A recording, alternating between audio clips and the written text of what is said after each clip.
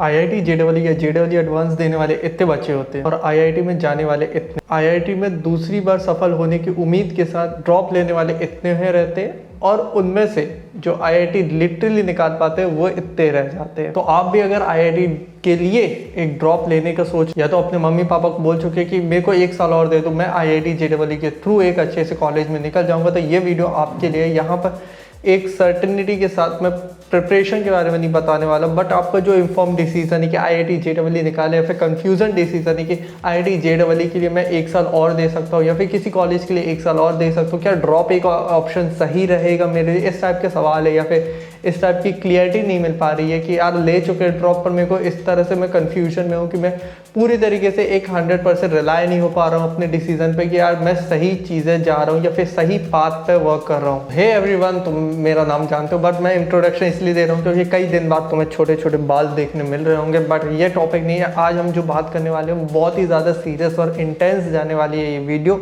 तो first of all context पे सीधे आ जाते हैं। मैं जितने भी पॉइंट्स देने वाला हूँ वो आपको एज अ पर्सनल जो भी आपका डिसीजन है उस पर वर्क करने पे बहुत ज़्यादा इंप्रूवमेंट करेगा। मैं यहाँ पर प्रिपरेशन टिप्स नहीं दे सकता कि अभी तक मैं इतना एलिजिबल नहीं मानता हूँ अपने को कि मैं आपको प्रिपरेशन टिप्स दे सकूँ, क्योंकि मेरे पास इतना अच्छा ट्रैक रिकॉर्ड नहीं है। बट मैंने 3 साल से यूट्यूब कर रहा हूँ और कई चीज़ें ट्राई करी है, तो उस हिसाब से मैं जितना चीज़ें लाइफ को देख चुका हूँ उस हिसाब से आपको गाइड करने की कोशिश करूँगा। फर्स्ट ऑफ ऑल थिंग आ जाए एवेल्यूशन ऑफ वाई। सुनने में जितना इंटेंस चीज़ लगती है उतने ही कॉम्प्लिकेटेड हो सकता है ये सवाल आपका, क्योंकि ये सवाल के बिना आपकी जो भी जर्नी आप चूज़ कर रहे हो अपने लिए, चाहे वो कॉलेज में कर रहे हो चाहे आप नॉर्मल वे में आप आईआईटी जेईई की ड्रॉप लेने के लिए कर रहे हो, ये एक क्वेश्चन आपसे हमेशा पूछना चाहिए कि आपने ये ड्रॉप क्यों लिया है। आईआईटी में जाना है इसलिए लिया है, या फिर आपको ये कॉलेज नहीं मिल पा रहा था, आपके परसेंटाइल इतने खराब थे कि आपको आईआईटी जेईई में जाना है, या अंदर से आपको फील आ रही है कि आप आईआईटी जेईई क्रैक कर सकते हो भले आपके इतने अच्छे नंबर नहीं आए। ठीक है, हर कोई यहाँ पर कोई ना कोई एक्सेप्शन निकलेगा जिसके 70 परसेंटाइल होंगे और वो अगले अटेम्प्ट में आईआईटी जेईई क्रैक कर लेता है। Even my classmate from school had clear his IIT in the second attempt, जो कि ड्रॉप लेने के बाद किए थे। हर कोई बोल रहा था अपने एक्सपीरियंस से, अपनी एनालिटिकल स्किल से, सबने बोला था कि हाँ आईआईटी जेईई नहीं हो पाएगा, क्योंकि उसने पूरी तरीके से बोर्ड्स की तैयारी की थी, बट उसने पूरी तरीके से अपने आप को झोंक दिया था उस वे में, और he is currently in the IIT Ropar. बाकी ये सवाल आपको पूछना पड़ेगा अपने आप से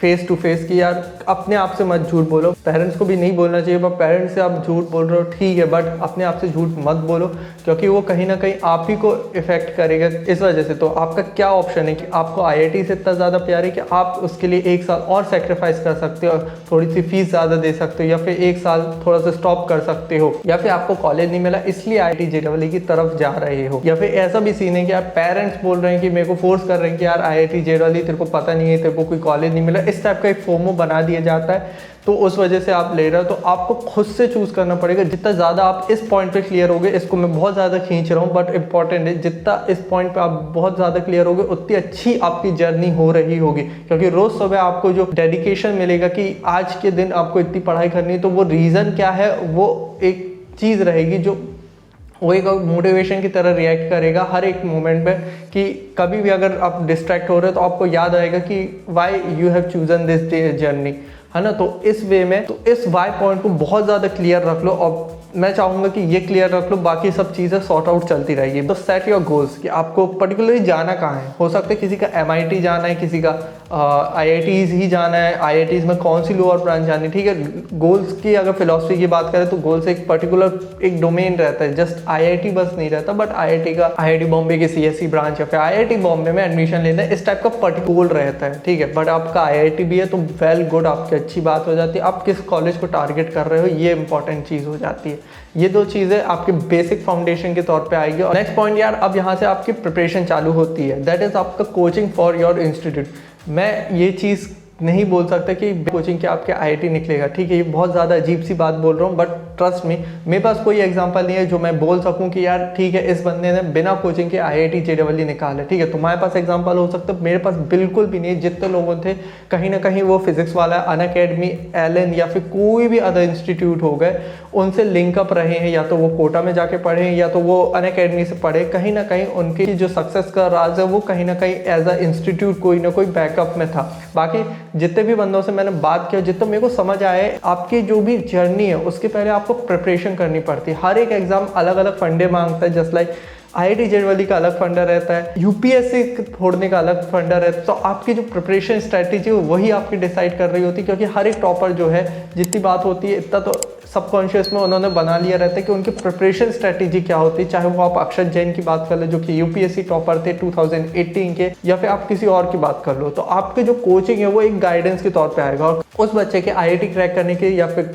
कोई भी अच्छा इंस्टीट्यूट क्रैक करने की बहुत ज़्यादा प्रोबेबिलिटी रहती है जिसके पापा या मम्मी IITian रहे हों, क्योंकि उन्हें पूरी चीज़ें जितनी भी फेलियर्स है, जो भी प्रॉब्लम्स आने वाली वो पहले से गाइड करते चलते। मतलब एक टाइप का मेंटर आपकी लाइफ में ज़रूरी हो जाता है यार। मेंटर की बहुत ज़्यादा ज़रूरत रहती है। आपके हर मोमेंट पर कहीं ना कहीं आप डाउनफॉल देख रहे होते हो, कभी मॉक्स टेस्ट आपसे सॉल्व नहीं हो रहे होते, जो नॉर्मल सी चीज़ है वो आप भूल जाते हो क्योंकि सिलेबस वास्ट रहता है, क्वेश्चन एक अलग लेवल पर चल रहे होते हैं। तो कहीं ना कहीं एक मेंटर की बहुत ज़्यादा ज़रूरत रहती है। तो ये एक प्रिपरेशन के तौर पे ये सब चीज़ें आपको देखना पड़ेगा। प्रिपरेशन की स्ट्रैटेजी जो है वो आपको बनानी पड़ेगी, बार बार इन्फ्लुएंस होकर चेंजेस नहीं कर सकते। और यस यार, कोचिंग से एक गाइडेंस मिल पाता है पर मेहनत आपको डालनी पड़ती है। और मेरे पास कोई एग्जांपल नहीं है कि ये सपोर्ट कर सके कि बिना कोचिंग के IIT क्रैक हो रहा है। बहुत ही ज़्यादा कंट्रोवर्शियल स्टेटमेंट हो सकती है, बट ये ट्रुथ है। मेरे पास तो नहीं है, आपके पास कोई है तो प्लीज़ कमेंट, मैं उनसे ज़रूर मिलना चाहूँगा या फिर बात करना चाहूँगा। कंसिस्टेंसी के बारे में देखो, कंसिस्टेंसी आपको देनी पड़ेगी। जस्ट लाइक कंसिस्टेंसी ऐसी होनी चाहिए कि रेगुलर आप उस चीज़ पर वर्क कर रहे होगे, डे बाय डे वर्क कर रहे होगे। बट ऐसा होता है, कई मोमेंट पर होता है कि यार आज के दिन आपने छोड़ चुका है कि आज मान लो फ्राइडे, आपके कुछ सर्कमस्टेंसेस ऐसे बन गए कि यार बीमार पड़ गया, कुछ भी हो गया, तो उस वजह से आपका जो शेड्यूल है वो चेंज हो गया और आप 18 साल की उम्र के हो यार। इस वजह से आपकी जो गिल्ट वाली क्षमता है वो बहुत जल्दी आपके अंदर आएगी।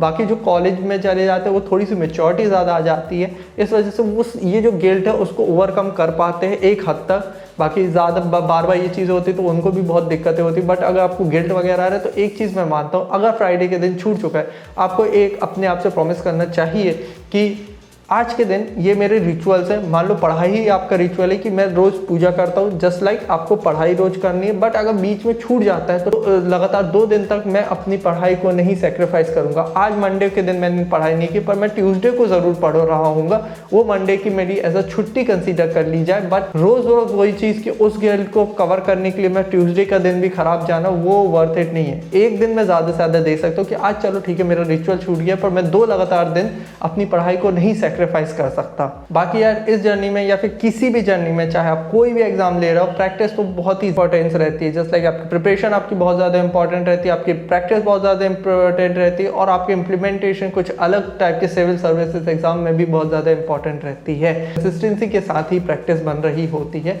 तो ज़्यादा बेटर चीज़ें निकल के आ रही होती है, आपको खुद पे कॉन्फिडेंस आ रहा होता है। और बाकी आप जहाँ भी जाएंगे वो ऊपर वाले के ऊपर है। आपके लिए उन्होंने बहुत अच्छी चीज़ें सोच रखी होगी, चाहे वो आप श्री कृष्ण को मानो, चाहे महादेव को मानो, चाहे अल्लाह को मानो, चाहे जीसस को मानो, चाहे वाहिगुरु को मानो। इस जर्नी में एक चीज़ मैं बोलूँगा, स्ट्रेस को बहुत अच्छे से हैंडल कर देने, क्योंकि IITs का एक स्ट्रेस रहेगा आपको। अभी IITs गए नहीं हो बट IIT से स्ट्रेस रहेगा आपको। स्ट्रेस आपको ज़रूर होगा क्योंकि आप 10 से 15 लाख बच्चे देते हैं, जिनमें से 10,000 क्वालिफाई करते हो और बच्चे अच्छे IITs में से 5 से 6,000 बच्चे हो पाते हैं। तो ये कहीं ना कहीं एक स्ट्रेस जनरेट करेगा कि आपके चांसेस बहुत ज़्यादा कम है उस एग्ज़ाम को क्वालिफाई करने में, प्लस आपको एक अच्छी सीट पहुंचाने में। तो अपने ऊपर माइंडसेट का खेल है यार, माइंडसेट बनाए रखो। भले आपको बड़े माइंडसेट ही से खेल करना है, क्योंकि छोटा क्यों सोचे जब बड़ा सोचने के लिए ईश्वर ने बहुत ज़्यादा क्षमता दी है हमें। बाकी ये लास्ट पॉइंट है बैकअप प्लान। तो backup plan I would not consider कि अभी मैं आपको बताऊं, बट बैकअप प्लान यही है कि इस चैनल को अगर नए आए हो तो सब्सक्राइब कर लो, क्योंकि बैकअप प्लान पे ही पूरा का चैनल चल रहा होता है। आपको बता दूं 3000 प्लस इंस्टीट्यूट है, including IITs, NITs and private colleges. तो आप ये सोच रहे हो कि बैकअप प्लान में बहुत ज़्यादा दिक्कत हो रही होगी,